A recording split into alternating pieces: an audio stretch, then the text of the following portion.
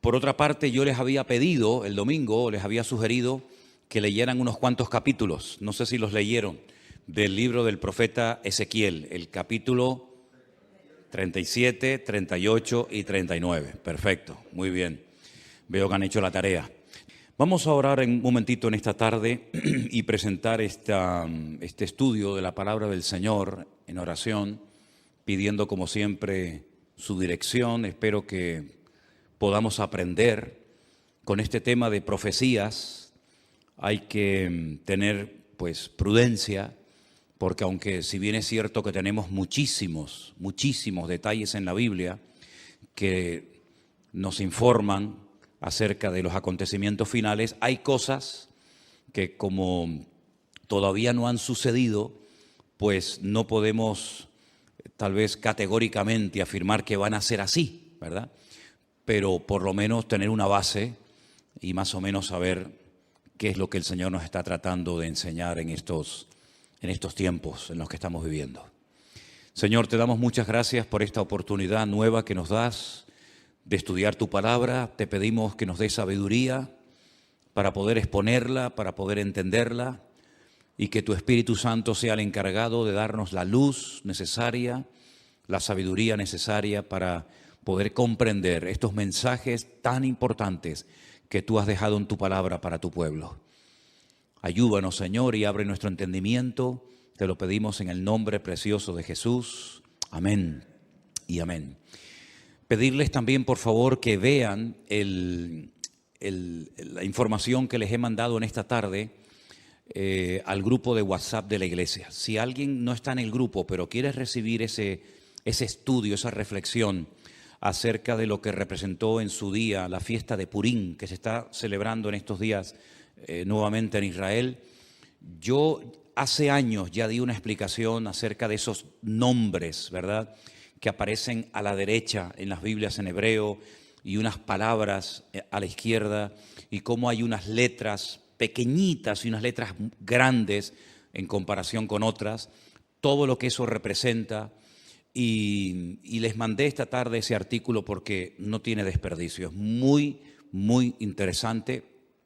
Solamente unos pequeños detalles para despertar el interés, para que vean o para que lean, mejor dicho, ese documental o esa información. La fiesta de Purim se llevó a cabo en los días de la reina Esther, ¿verdad?, y del rey Asuero. En estos días se lee todo el libro de Esther, volviendo a recordar la historia de cómo Dios salvó del exterminio, de la destrucción a todo el pueblo de Israel. Veis que el enemigo siempre quería más y más, ¿verdad? En un principio un hermano mató a otro, pero no fue suficiente. Más adelante vemos cómo el enemigo intenta, mezclar a la raza humana con aquellos engendros espirituales, ¿verdad?, con aquellas deformaciones terribles que produjeron la ira de Dios y tuvo que finalmente mandar el diluvio. Vemos más adelante cómo el faraón no se conformaba con matar a uno, sino con matar a todos los niños.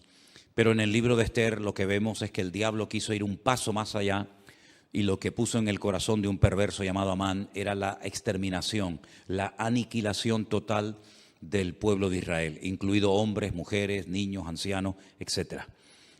El Señor intervino de una forma milagrosa, y esa liberación, ese milagro se recuerda todos los años en una fiesta que, repito, se está celebrando en estos días y que se llama la fiesta de Purim. La palabra Purim viene de la palabra pur, que significa suerte. Purim es suertes, como se echó suerte sobre el pueblo de Israel, y el Señor, pues una vez más, protegió sobrenaturalmente a ese pueblo.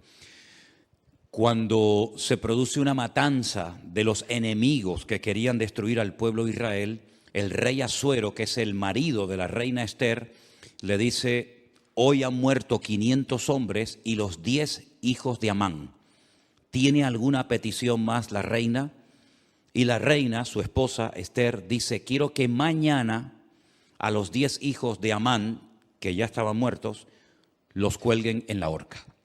Y de ahí hay toda una explicación de esa palabra mañana, de cómo hay momentos en la que la reina Esther dice que se dirigía al rey Asuero, incluso mencionándolo por nombre, pero hay otros momentos en los que simplemente menciona la palabra rey, dando a entender de que le hacía la petición al rey, al Señor Dios Todopoderoso, y vemos cosas muy interesantes de cómo no hace mucho tiempo atrás ahorcaron también a otras 10 personas, y ese artículo que les he mandado esta tarde, yo ya lo había leído hace años, lo conocía.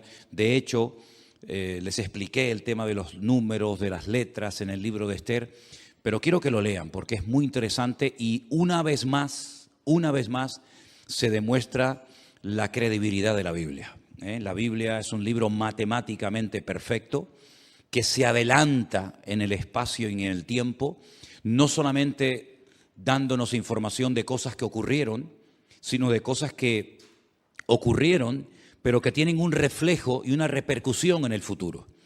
Y es muy interesante ese artículo y me gustaría de verdad que lo leyeran con detenimiento. Yo se lo mandé, ya digo, al grupo de WhatsApp, pero si alguien lo quiere tener y no está en el grupo, pues me das tu teléfono y yo te lo mando sin ningún problema, ¿de acuerdo? Nosotros nos vamos al libro de Ezequiel. Ezequiel era un sacerdote que había sido llevado cautivo a Babilonia. Ustedes saben que las tribus del norte que formaron un país y adoptaron el nombre Israel y decidieron que Siquén, la actual Nablus, fuera la capital del reino del norte, fue arrasado tiempo antes de que Nabucodonosor decidiera atacar las tribus del sur. Las tribus del sur, cuando hablo de las tribus del sur, me refiero a la pequeña tribu de Benjamín y a la tribu de Judá, que permanecieron un siglo y pico más en el territorio de Israel.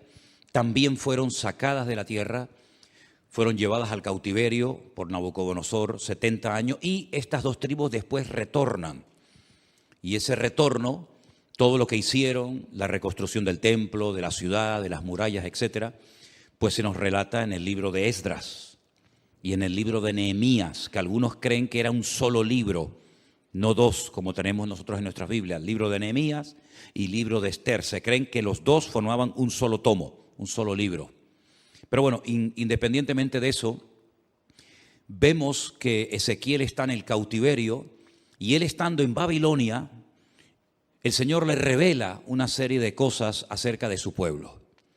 A través de una serie de sueños, de visiones, le muestra el retorno del pueblo de Israel, cómo volverían, y la ciudad de Jerusalén volvería otra vez a ser habitada, etcétera, etcétera. Pero aparte de eso, Ezequiel recibe una serie de revelaciones acerca del futuro, no para su época.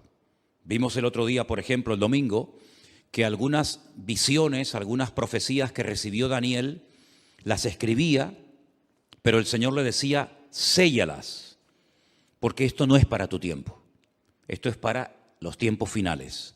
Bueno, en cierto sentido también pasó algo parecido con Ezequiel. Ezequiel recibió profecías e información acerca de los últimos tiempos que él no vio durante su ministerio, durante su vida, el cumplimiento de estas palabras. El capítulo 38 y 39 de Ezequiel, digamos que van unidos, porque el 39 es una prolongación de lo que comienza a revelarle el Señor a Ezequiel. Y el capítulo comienza diciendo así: vino palabra de Dios diciendo, hijo de hombre. Esta expresión, hijo de hombre, es la forma como el Señor se dirigía y llamaba siempre al profeta Ezequiel.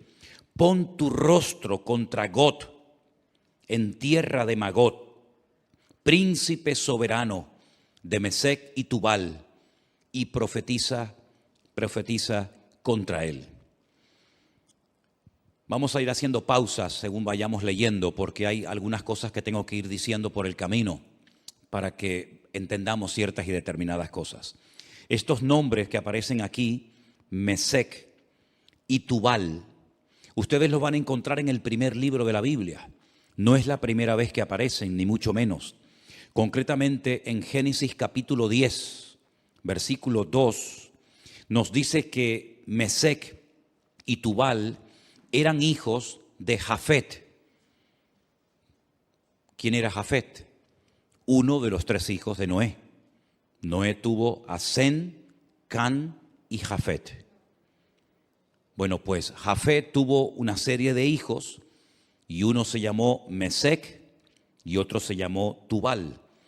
Eran nietos, en este caso serían nietos del patriarca o del personaje de Noé.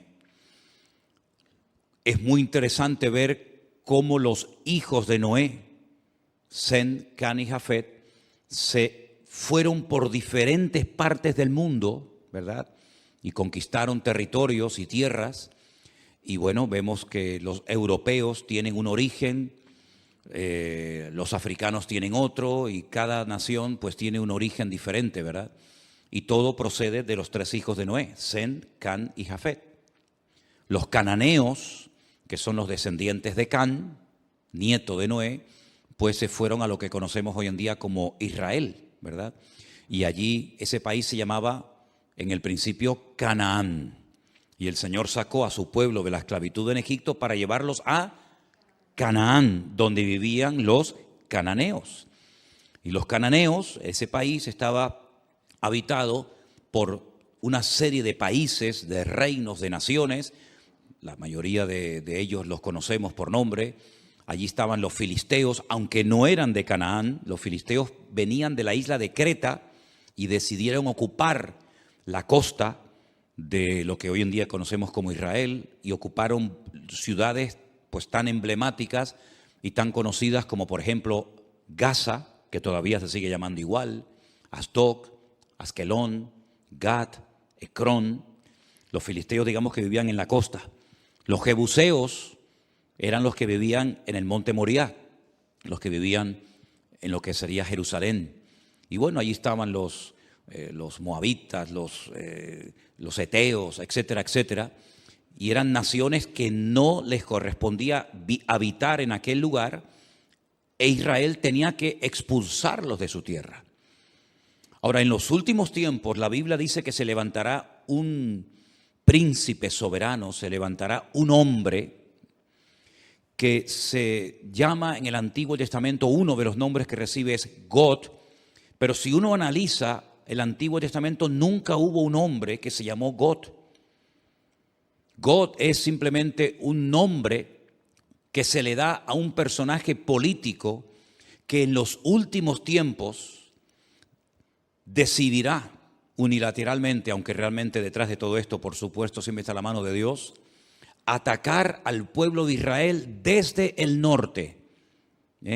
No es como Amalek, que venía del sur, o como los moabitas, que venían del este, sino que este enemigo atacará a Israel desde el norte, seguramente cruzará los famosos altos del Golán y llevará a cabo una batalla tremenda. Ahora, lo que no se ponen de acuerdo los comentaristas es cuándo se va a llevar a cabo esa batalla en el valle de Megido, la famosa batalla de Armagedón, ¿sí? Algunos dicen que esa batalla se va a llevar a cabo antes de la venida del Señor Jesucristo. Pero también el libro del Apocalipsis, y después lo vamos a ver, nos dice que después del milenio, God se va a volver a levantar y va a intentar otra vez hacer la guerra contra el pueblo de Dios. Entonces, algunos dicen que es una guerra que se va a llevar a cabo antes y después. Otros dicen que solamente antes, otros dicen que solamente después. En fin, hay diferentes opiniones. Pero vamos a seguir leyendo.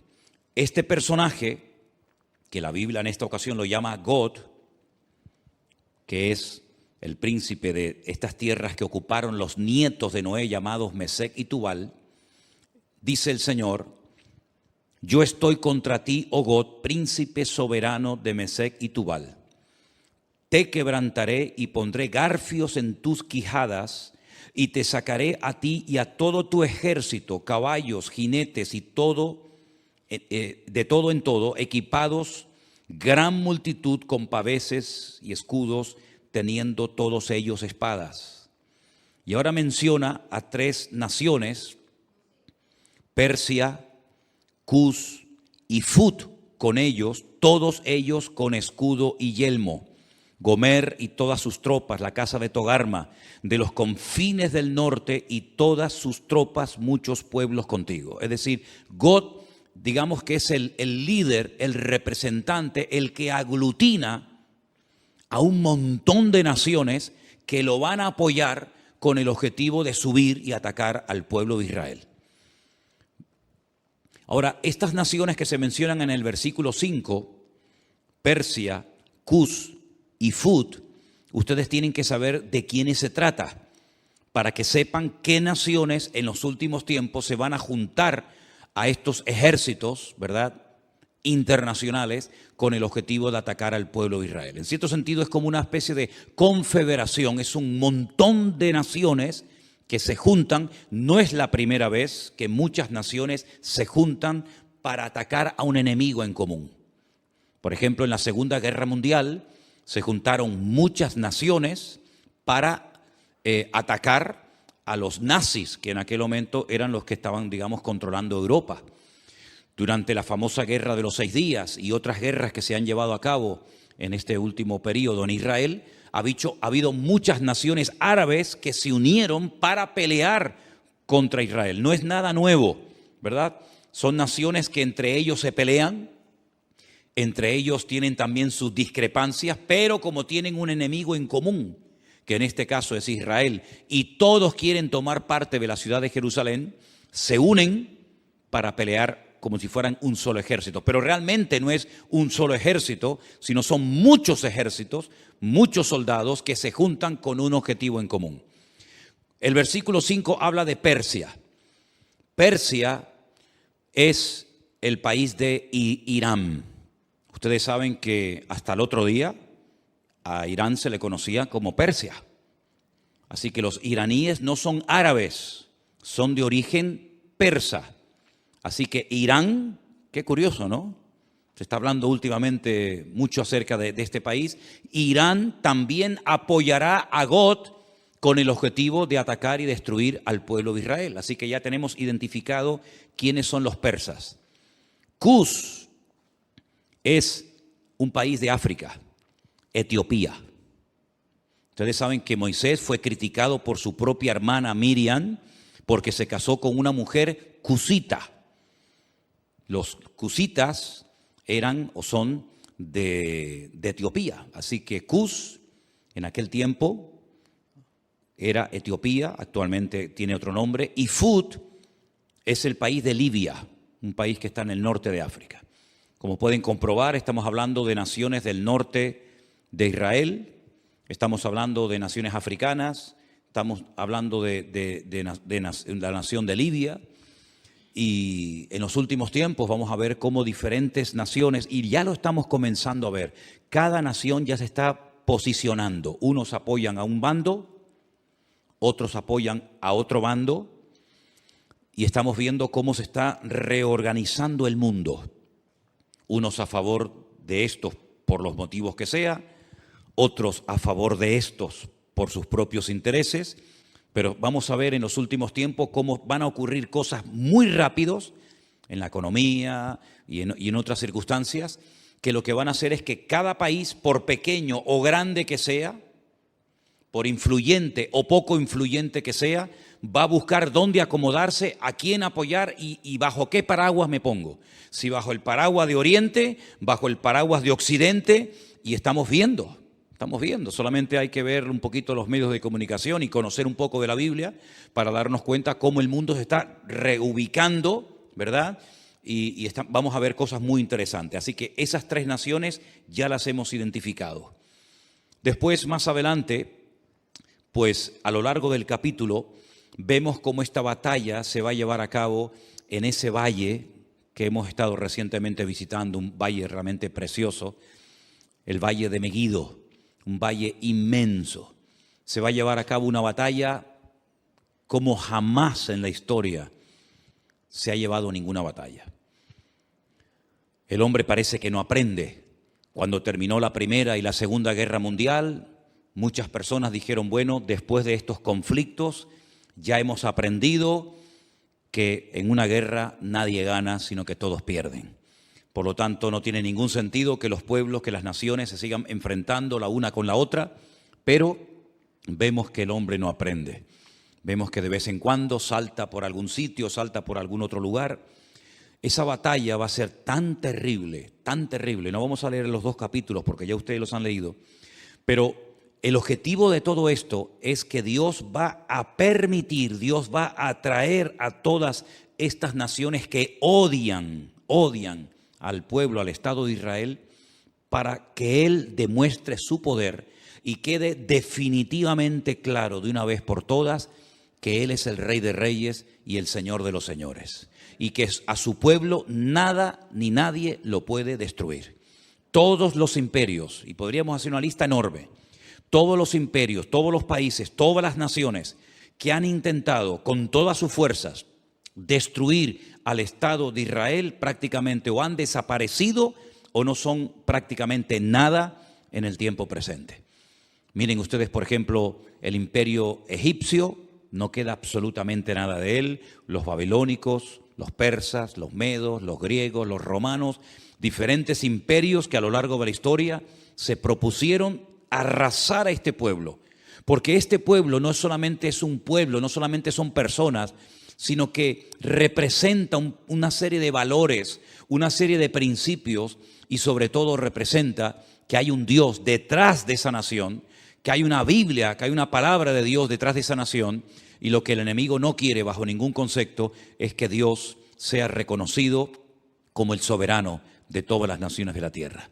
Ahora bien, cuando termine esa batalla tremenda en el Valle de Megiddo, sí me gustaría leer a partir del versículo 4 del capítulo 39, donde dice: sobre los montes de Israel caerás tú y todas tus tropas, y los pueblos que fueron contigo, a aves de rapiña de toda especie y a las fieras del campo te he dado por comida.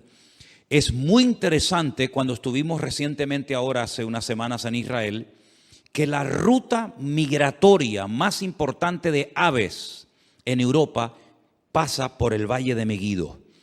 El año pasado pasaron 2 billones con B, 2 billones de aves migratorias por el Valle del Jordán, cruzando todo el Valle de Megiddo y viniendo cigüeñas, águilas y un montón de aves a Europa y al norte de África, huyendo del frío en las rutas migratorias.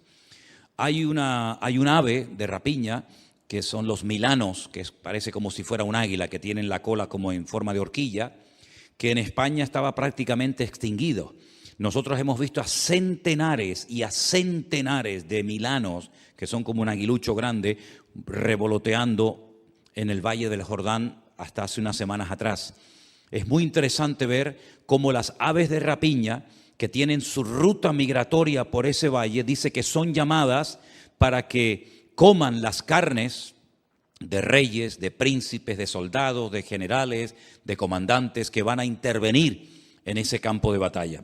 Es realmente interesante. Sobre la faz del campo caerás, verso 5, porque yo he hablado, dice Jehová el Señor. Enviaré fuego sobre Magog y sobre los que moran con seguridad en las costas, y sabrán que yo soy el eterno Dios.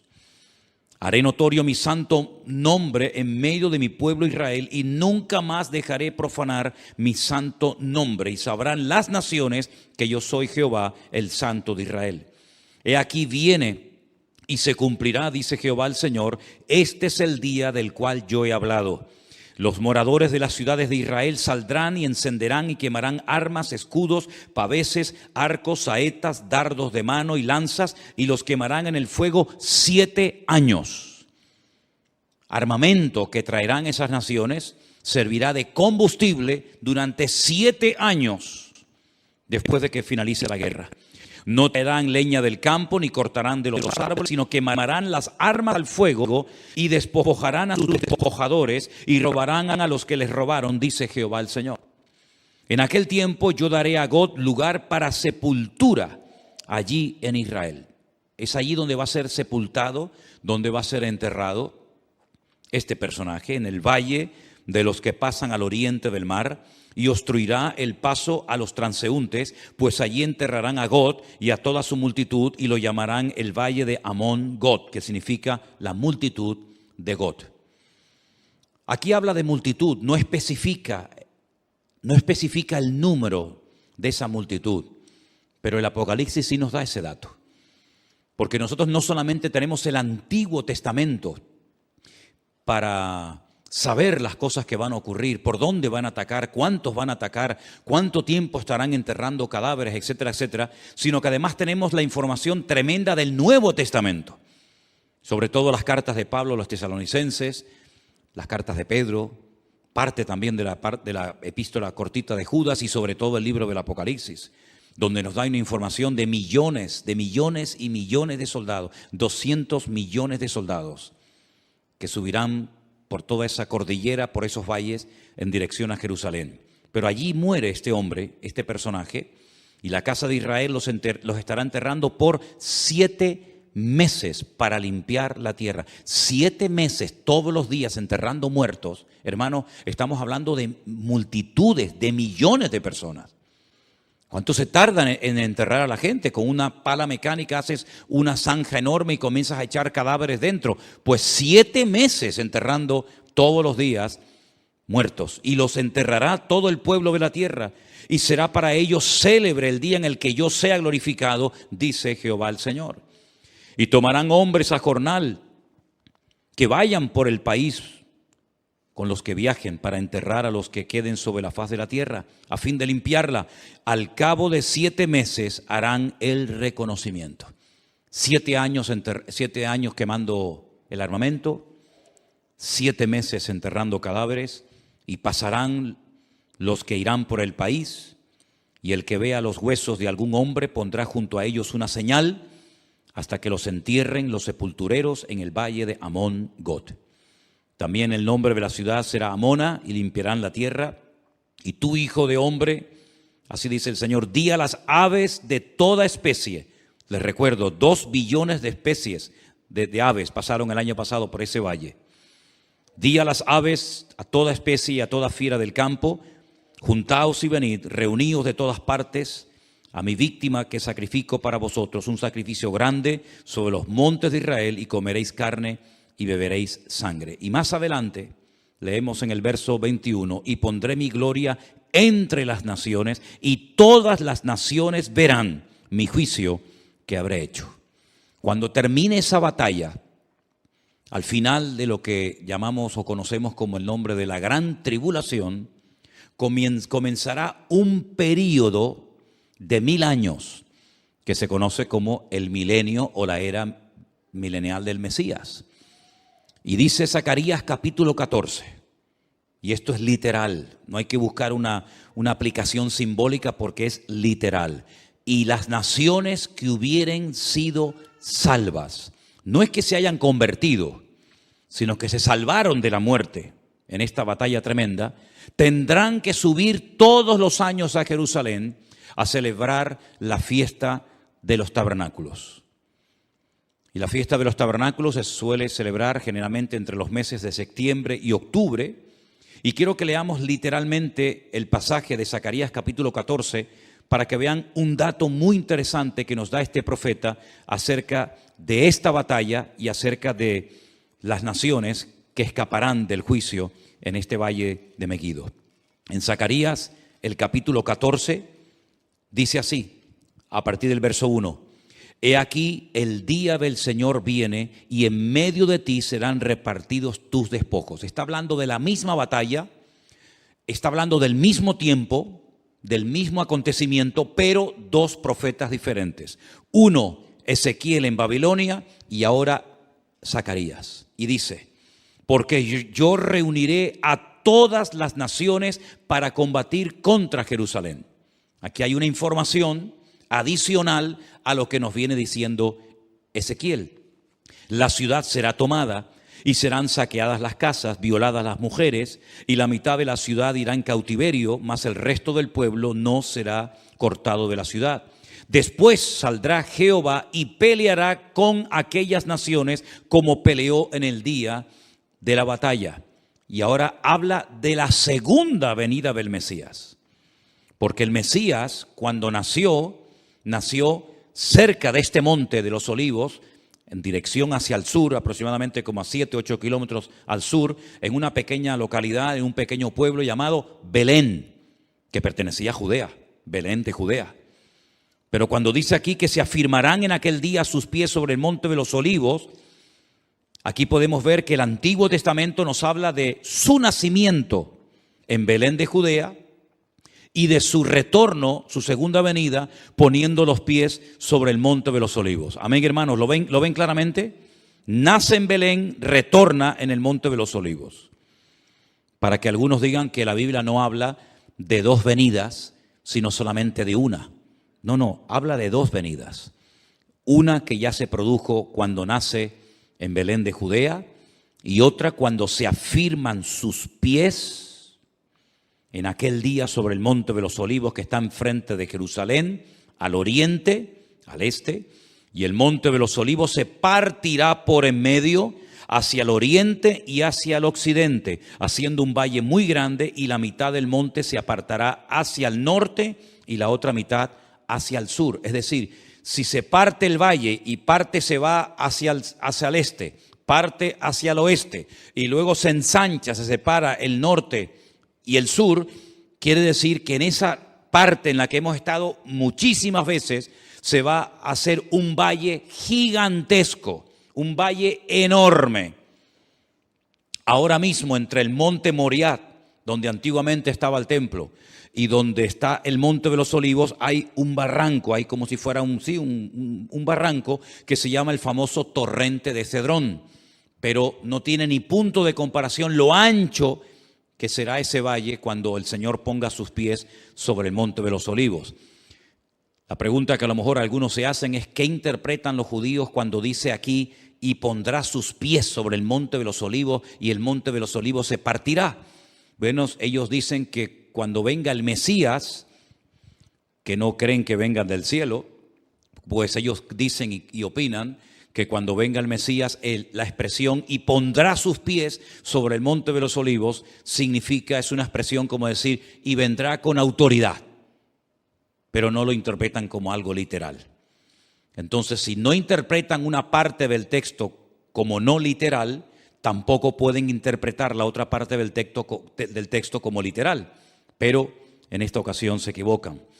Dice que huiréis al valle de los montes, porque el valle de los montes llegará hasta Sal. Huiréis de la manera que huisteis por causa del terremoto en los días de Usías, rey de Judá, y vendrá Jehová mi Dios y con él todos los santos.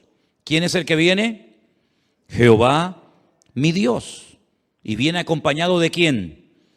Con todos sus santos. Esta es la segunda venida del Señor Jesucristo, donde todo ojo le verá, toda rodilla se doblará y toda lengua confesará que Él es el Señor, para gloria de Dios Padre. ¿Se dan cuenta cómo Él viene, pero no viene solo?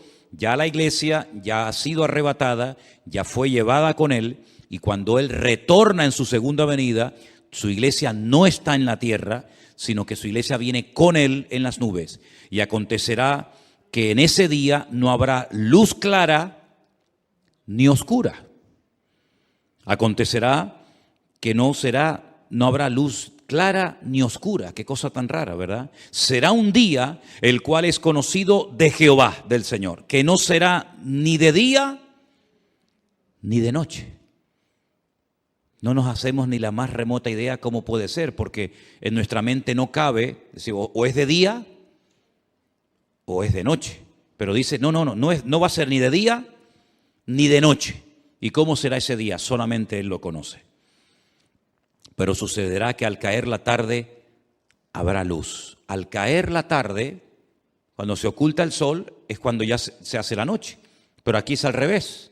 Cuando llega la tarde, es cuando hay luz. Qué cosas tan interesantes, qué cambios, ¿no? Qué cambios tan tremendos va a haber. Acontecerá también en aquel día que saldrán de Jerusalén aguas vivas como ríos. ¿Saben que hay un barrio en Jerusalén por el cual hemos caminado muchísimas veces, que es el barrio de las 100 puertas el barrio de los ultraortodoxos judíos, el barrio de Mea Sharim, las 100 puertas, que han descubierto que por debajo de ese barrio corren ríos de agua tremendos, como aguas subterráneas. Tal vez cuando se produzca ese terremoto tremendo al poner sus pies sobre el monte de los Olivos, esas aguas broten, salgan hacia arriba, y dicen que la mitad de esas aguas irán hacia el mar oriental y la otra mitad hacia el mar occidental en verano y en invierno. Israel es el único país que tiene 4 mares, 2 internos y 2 externos. Tiene un mar que realmente es un lago, pero lo llaman el lago o el mar de Genesaret al norte. Más hacia el sur está el mar Muerto, que es mucho más grande que el mar de Galilea. Luego, al oeste está el Mare Nostrum, el mar Mediterráneo, que según como se mire, ahí termina o ahí empieza el mar Mediterráneo y llega hasta el Peñón de Gibraltar. Y luego al sur, ¿verdad?, está el Mar Rojo o el Mar de los Juncos, porque tiene un color rojizo por unas hierbas que hay allí. Como hay otro mar que se llama el Mar Negro, por unas algas que hace que parezca que el agua está negra, ¿verdad? Y dice que hay aguas de Jerusalén que llegarán y entrarán en el mar Mediterráneo, y otra parte de las aguas entrarán en el Mar Muerto, y Jehová será rey sobre toda la tierra, y en aquel día Jehová será uno, y uno su nombre, ¿verdad? No se le va a llamar de diferentes maneras, sino que uno será su nombre, tendrá un solo nombre. Y toda la tierra se volverá como llanura desde Jeba hasta Rimón, al sur de Jerusalén, y ésta será enaltecida y habitada en su lugar desde la puerta de Benjamín hasta el lugar de la puerta primera, hasta la puerta del ángulo, y desde la torre de Anael hasta los lagares del rey. Y morarán en ella, y no habrá nunca más maldición, sino que Jerusalén será habitada confiadamente. No estamos haciendo referencia a la nueva Jerusalén, que es la que Juan recibe en revelación y que nos cuenta cómo es en el capítulo 21 y el capítulo 22 del libro del Apocalipsis. Esta no es la nueva Jerusalén, esta es la Jerusalén renovada, transformada, pero terrenal, ¿verdad? En la cual Cristo, con todo su pueblo, sus hijos, estará reinando durante 1000 años. Pero no es la nueva Jerusalén de las calles de oro, las puertas de perla, etc. Pero se vivirá en esa ciudad. Y esta será la plaga con la que herirá Jehová o el Señor a todos los pueblos que pelearon contra Jerusalén. Eso no lo dice Ezequiel. Ezequiel dice que las tropas de Gog, o del anticristo, si lo prefieren así, quieren atacar y destruir Israel, pero dice que morirá, que será enterrado en Israel, pero no dice cómo morirán las personas en el campo de batalla. Pero Zacarías sí recibió el dato, la revelación de cómo morirían. Dice que será como una especie de plaga. Esta será la plaga con la que Jehová herirá a todos los pueblos que pelearon contra Jerusalén. Escuchen, la carne de ellos se corromperá estando ellos sobre sus pies. Están de pie, no están sentados ni acostados, están de pie, peleando, batallando. Se consumirán en las cuencas sus ojos y la lengua se les deshará en su boca. ¿Esto qué es? ¿Un ataque bacteriológico? ¿Un ataque nuclear? Pero esta será la forma como morirán esas personas que fueron a atacar a Jerusalén. Acontecerá en aquel día que habrá entre ellos gran pánico enviado por Dios, y trabará cada uno de la mano a su compañero y levantará su mano contra la mano de su compañero. Se matarán entre ellos, se pelearán entre ellos, se matarán entre ellos. Increíble, ¿eh? Judá también peleará en Jerusalén, y serán reunidas las riquezas de todas las naciones de alrededor, oro, plata, ropas de vestir en gran abundancia. Así también será la plaga de los caballos, de los mulos, de los camellos, de los asnos y de todas las bestias que estuvieren en aquellos campamentos. todos los que sobrevivieren de las naciones que vinieron contra Jerusalén, aquí hay un dato muy importante, subirán de año en año para adorar al Rey, a Jehová de los ejércitos, a celebrar la fiesta de los tabernáculos. Todos los años tendrán que subir. ¿Por qué la fiesta de los tabernáculos y no otra fiesta? Porque las 3 fiestas de obligatorio cumplimiento que recibió el pueblo de Israel, que son Pascua, Pentecostés o Shavuot y la fiesta de los tabernáculos, las 2 primeras ya tuvieron un cumplimiento profético en la vida del Señor Jesucristo. Dice Pablo, Él es nuestra Pascua. Jesús fue sacrificado, fue crucificado, murió en la fiesta de Pascua. El cordero que se mataba, al cual no se le podía partir ningún hueso en la fiesta de la Pascua, tipifica, representa al Cordero de Dios que quita el pecado del mundo, que es nuestro Señor Jesucristo. La fiesta de las semanas, o Shavuot, o Pentecostés, como la conocemos nosotros, ya tuvo su cumplimiento profético. Fue el día que el Señor decidió derramar de su Espíritu Santo sobre las 120 personas que estaban en aquel aposento, en aquella casa, y comenzaron a hablar en otras lenguas y comenzaron a evangelizar a miles de personas que se convirtieron en aquel día. Pero la fiesta de los tabernáculos no ha tenido un cumplimiento profético en Cristo. Pero dice en el libro del Apocalipsis que cuando Él venga, Él pondrá su tabernáculo entre los hombres. Y su tabernáculo, su suká, es nada más y nada menos que su misma presencia. Él nació en la fiesta de los tabernáculos y Él exigirá que en la fiesta de los tabernáculos todas las naciones que hubieren sido salvas tienen que subir de año en año a Jerusalén a adorar al Rey, a Jehová de los ejércitos. Y el que no suba, dice la Biblia en el verso 17, no vendrá sobre ellos lluvia. ¿Qué les parece? Si la familia de Egipto no subiere y no viniere, sobre ellos no habrá lluvia. Vendrá la plaga con la que el Señor herirá a las naciones que no subieren a celebrar la fiesta de los tabernáculos. Esta será la pena del pecado de Egipto y del pecado de todas las naciones que no subieren para celebrar la fiesta de los tabernáculos. Así que cuando nosotros decimos que lo mejor y lo peor está por venir, es cierto, queridos hermanos. Cosas tremendas que hemos leído en esta noche, por lo menos en parte, y otras que no hemos leído, tienen que suceder en algún momento. ¿Quién nos iba a decir a nosotros que íbamos a ser protagonistas de ciertas y determinadas cosas que ya han visto y están viendo nuestros ojos cada día? Yo les recuerdo que hace 2 años, solamente 2 años, no se hubiera podido celebrar aquí este culto, porque estábamos todos confinados, encerrados en nuestras casas.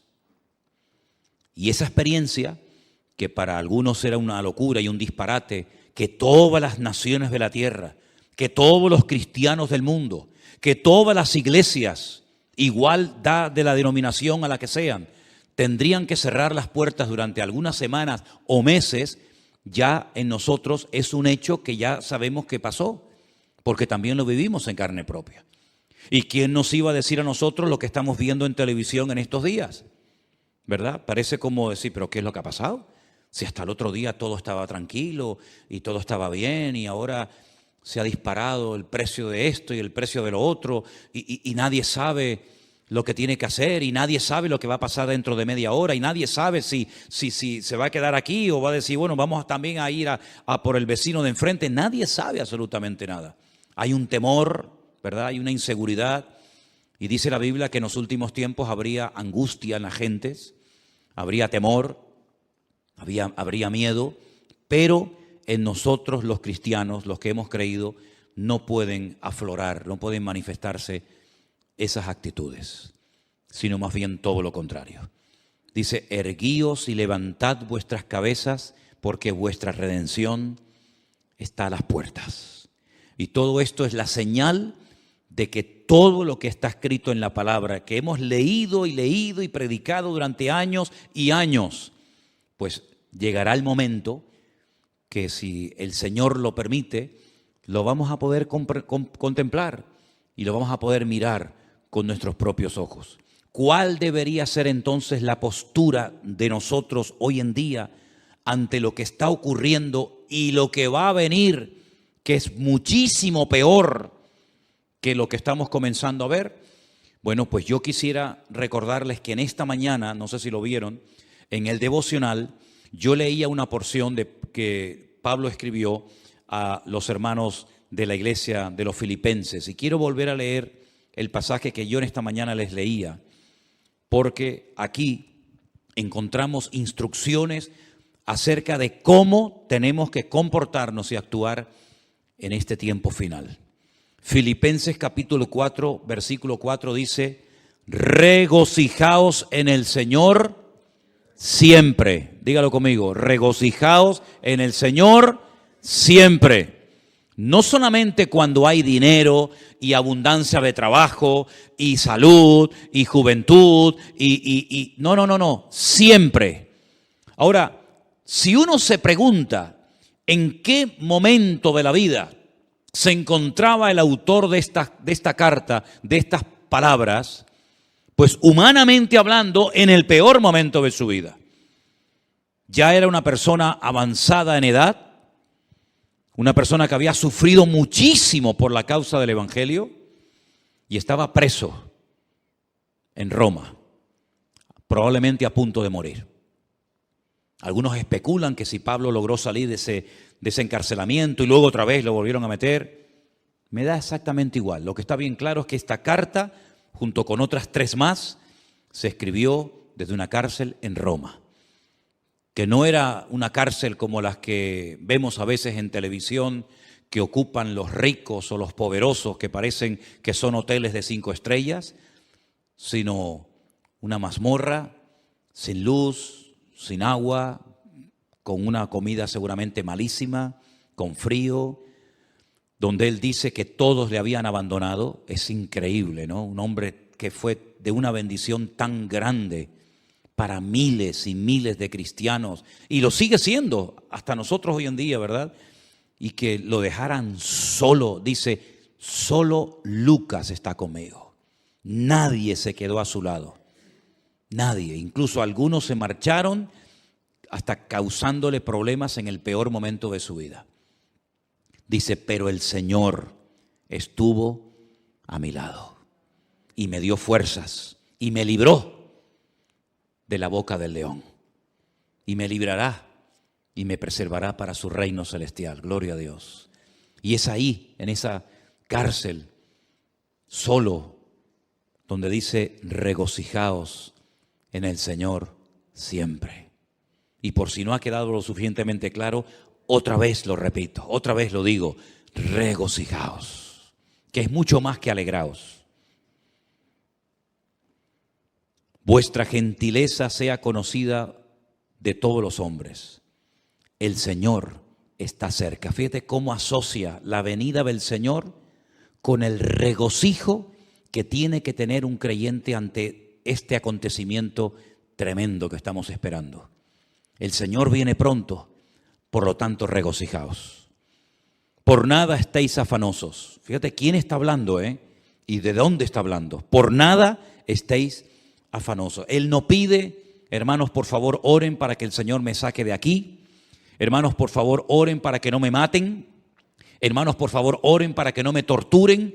En ningún momento sus peticiones van en esta línea, sino que a veces cuando pide oración es para seguir predicando la palabra, para seguir ganando almas para Cristo. No le da lugar a la tristeza, a la depresión. Por eso yo digo una cosa, hermanos, y lo digo para todos, y también para mí, por supuesto.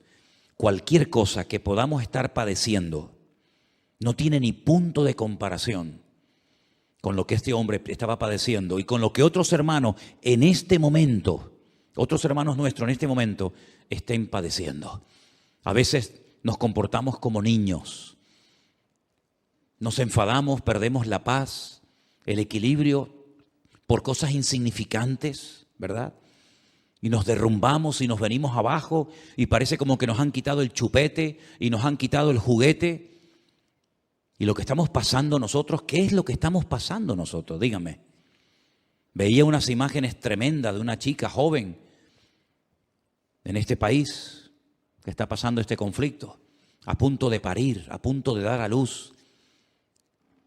Yo decía, Dios mío, una chica joven a punto de parir, que sabe que si sale a la calle probablemente no regrese o no pueda llegar al hospital a tiempo. ¿Qué es lo que estamos pasando nosotros, hermanos? Nada, absolutamente nada. Y aún así, a veces nos quejamos. Y la Biblia dice, por nada estéis afanosos, sino sean conocidas vuestras peticiones delante de Dios, en toda oración, ruego, pero con acción de gracias, siempre con las gracias por delante. Y la paz de Dios, que sobrepasa todo entendimiento, guardará vuestros corazones y vuestros pensamientos en Cristo Jesús. Qué tremendo, ¿no? Qué tremendo, qué palabras de aliento, qué palabras de ánimo. Y después dice, por lo demás, hermanos, si esto no les llega, por si acaso esto se les queda corto y dice, bueno, está bien, pero hay más. Todo lo que es verdadero, todo lo honesto, todo lo justo, todo lo puro, todo lo amable, todo lo que es de buen nombre, si hay virtud alguna, si algo digno de alabanza, en esto pensad. Cualquier pensamiento que no cumpla con estos requisitos, no lo admita, no le dé lugar ni a palabras, ni a pensamientos, ni a actitudes, ni a conversaciones que no sean honestas, que no sean de buen nombre, que no glorifiquen al Señor, ni un minuto de mi tiempo.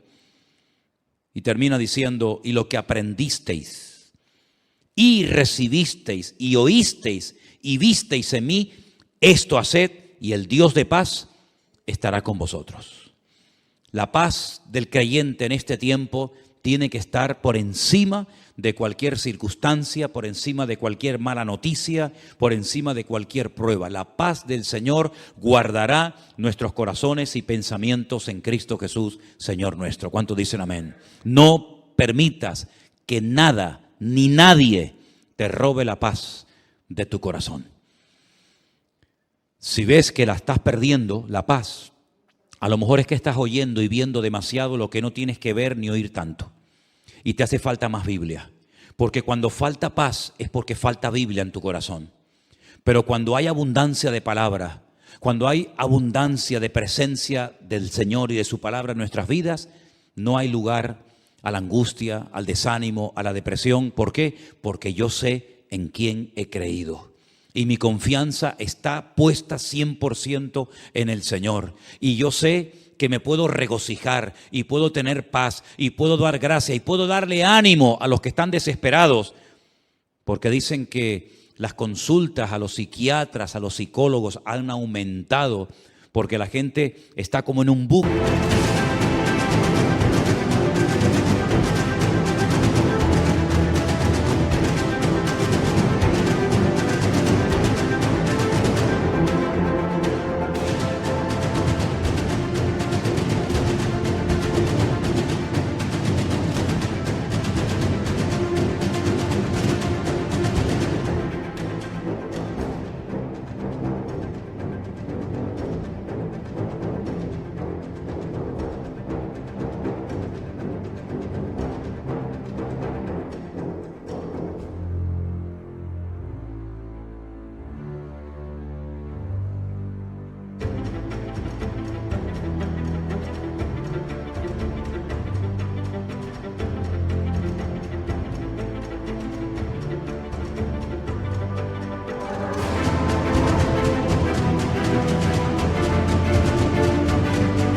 Y no saben cómo salir. Antes era la pandemia, ahora es no sé qué y mañana será no sé cuánto. Y siempre parece que salimos de una desgracia para meternos en otra. El mundo va así.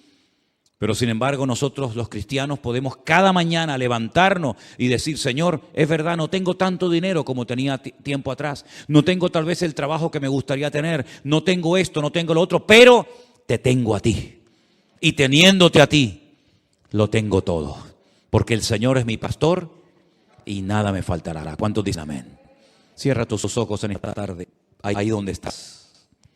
Repito, no permitas que nada ni nadie te robe la paz de tu corazón. Al Señor le costó la vida derramar su sangre en una cruz para que tú y yo hoy en el siglo XXI, con la que está cayendo, pudiéramos vivir en paz permanentemente. Y te doy gracias, Señor, porque tú nos das la paz no como el mundo la da, sino que la paz tuya es la verdadera, la auténtica, la genuina, la que anhela nuestra alma. Y en esta tarde, Señor, te damos gracias porque tú nos informas, tú nos adviertes, tú nos hablas claramente acerca de los acontecimientos finales, pero también nos enseñas y nos dices cómo tenemos que comportarnos en estos tiempos difíciles. Para que marquemos una diferencia y le demostremos al mundo que no te tiene, que se puede tener paz en medio de la tormenta. Y podemos confiar en nuestro Dios, porque sabemos que todo esto es el cumplimiento de lo que los santos varones y profetas de Dios hablaron hace años, hace siglos. Señor, manténnos firmes en tu palabra, sin retroceder, sin tambalearnos, cada día más firmes, más seguros, sabiendo que tú estás con nosotros y que nada ni nadie nos podrá separar de tu presencia. Gracias te doy, Señor, en esta tarde por tu preciosa y bendita palabra. La atesoramos, la guardamos en nuestros corazones y te daremos a ti siempre toda la gloria y la honra. En el nombre de Jesús. Amén y amén.